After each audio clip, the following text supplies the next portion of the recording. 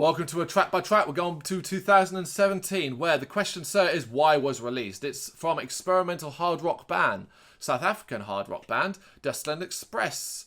Gave it 10 out of 10 at the time. Don't know if I'd give that now. I might have given it maybe 9, maybe 8.5. But at the time, I was on such a high of such a different sounding band. I know tracks in this that I still think are fucking brilliant. And it was my number 2 album of 2017. Number 2 out of 50.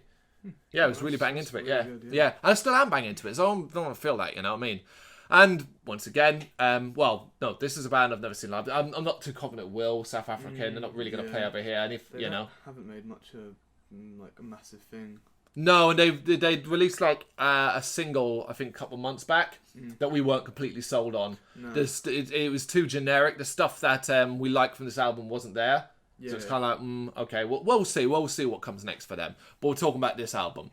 Beginning with Voyage of Men. Still my favourite track on the album. Re-listen to it, it's still my favourite track. The mellow, clean singing is great. The rocky guitars are great. But the reason why I fell in love with this album, and the reason why I rate it so highly and like it, is the harmonising vocals. Yeah. We know you like to imprint on your children to their detriment. You want to push your propaganda into applying fertile mind. I'm just a poor boy, I'm lonely. There's nothing left for me in this cold world. My weak heart is breaking. What should we the shadows do? The ones that came before. The shallow shining people. Blows my mind every time. To me, and this is a big thing that people have kind of gone, really, they're a modern Queen in how they do that harmonising vocals. Yeah. The second segment of the harmonising vocals in this, and that the sound effect in the background does it for me every single time. I love it. Love it. Yes. Yeah. It's a good starting song. It shows you what they're here to do, and it gives you a little taster of like that kind of strangeness to the band. In experimental. This is we should say this is a very experimental album. You'll find tracks that are safely rock music, but there are a lot of elements thrown in. There are a lot of different imaginative stuff they tried here. You know, yeah. Talking of which, experimental, the poetic injustice of rats. It's got some lovely use of piano. It gives way to kind of like bounce, but this song really reminds me of System of a Down. Yeah, I'd say that as well. Yeah, it really gives me a System of a Down vibe. Not, like everything from like the way they do the rhythm, the way they do the verses, the choruses. It's just very, very System of a Down. It's good, but that familiarity is a bit like, whoa, okay, it was my personal favourite of the album. It's like really catchy. It is catchy. It's really catchy. Yeah. And the piano is... It once again shows you they're a bit different. A lot of bands don't really use piano nowadays. Of course, yeah. I mean, I love a keyboard piano as long as it's not just jammed in there. Especially it's good. And they use it well in this album overall, particularly on this track. Talking about catchy songs, Flight of the Meek. It's catchy, exciting. It's more straightforward in the rock department, but still got that experimental side. Keeps that energy up as well, fast, kind of punchy. It does. And you kind of need that because they're probably maybe the least memorable track in the album comes next. The title track, the question, sir, is why. The effects at the start are a little bit jarring. I don't love them. But the track itself grows and grows into a wonderfully catchy rock number. I'd say it builds up to the chorus and then it goes. And it's like, okay, this is a good song. Yes, exactly that. The electronics at the start are a bit jarring. Like, what was it? Yeah, it's just one of those where it's like, when you hear it, you're like, that's good. That's all right. But you're not really, when you're playing the album and you're choosing a song, you're not unlikely to go for this. Then we get Empire of Dreams, hashtag Eisenberg. It's built as a double track, but it's not really. And basically, it's a keyboard ballad. Yeah, but it is fucking wonderful. It's a nice break from the past 4 really energetic songs. Yeah, and it gives you a bit of a breather, and you're like, oof, okay, I needed this. It's really well sung. The melody's nice. It's an impressive ballad. It gives them a good chance to show off their vocal skills. Yeah, it's really, really good. I really like it. It might have crumbled to our feet, our dreams of what life could be. Now I've lost it all. But no, I really like it. Then we get the solution. It's the perfect kind of pick-me-up after that. It's bouncy, it's feel-good, and it uses synth well. Those who follow me on the site, know my stuff, know my feelings, knows that I love a bit of synth used well, and this is good use of synth. I wrote it lulls you into full sense of security with the starting like pianos, like if it's going to carry on from like that's right, yeah, and it like goes into it and you're like, whoa, okay, back to it what goes back to the energetic and you're like, this is what we wanted, you know. Yeah. And then we get another one of my favourite tracks on the album, and Nemesis. There's a bit more oomph to this track, and again the harmonising vocals really showcased here quite nicely. Bit different, bit odd, a bit sharper and shorter, but it works really, really well as well. Nemesis is a good track. I wrote it wasn't really my favourite. Okay.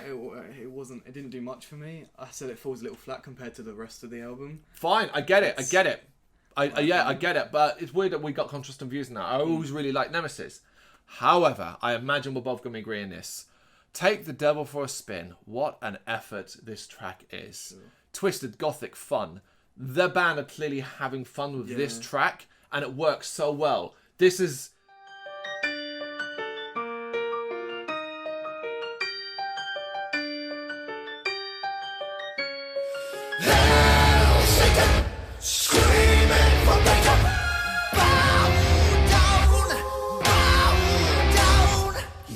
Shadowed flame, you can the horns adorn your fellow man. Oh no, oh no. You are Satan, you are Satan, we are Satan.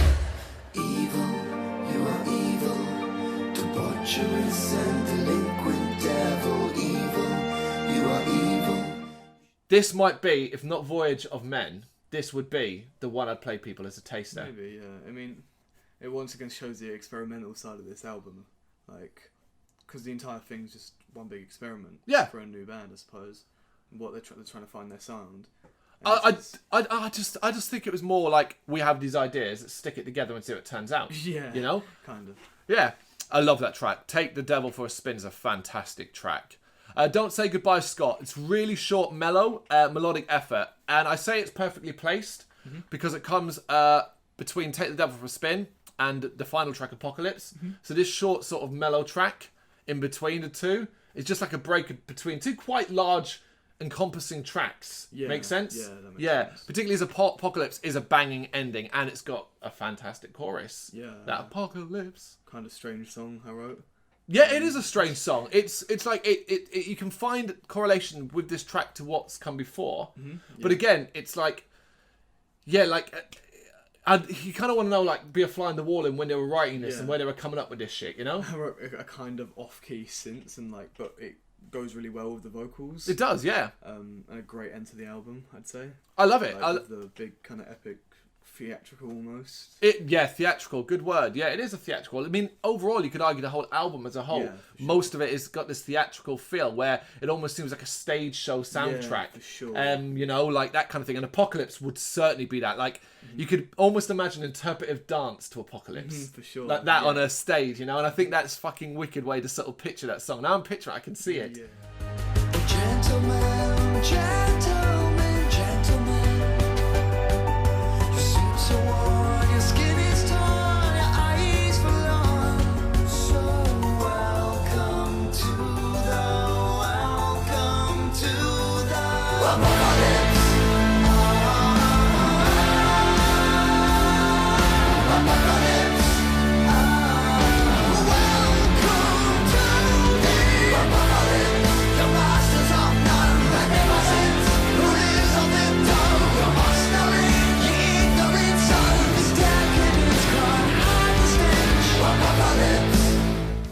And stuff Yeah, like that's that, what you I know? was thinking Yeah, listening to it absolutely. yesterday. Yeah, as you can see, we are very, very positive about this album. It's a good album. It's not perhaps as good as I thought. It's not as good as I thought it was at the time. Yeah. But it still holds up really well, particularly the tracks we've highlighted. So make sure you check it out yourself. Let us know what you think in the comments. Hit that like and subscribe button, and thanks for watching.